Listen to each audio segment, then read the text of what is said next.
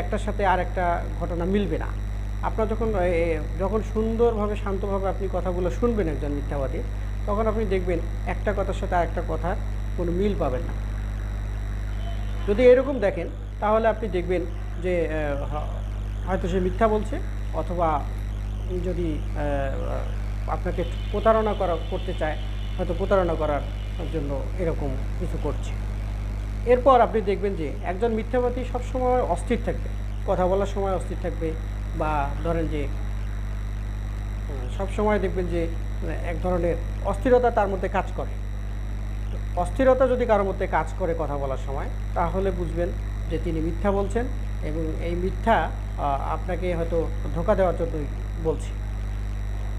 আর একটা গুরুত্বপূর্ণ বিষয় যেটা হচ্ছে, আপনি যদি খুব সুন্দর শ্রোতা হন, বা আপনি যদি শ্রোতা হিসেবে খুব ভালো হন, তাহলে কিন্তু আপনি মিথ্যা ধরতে পারবেন।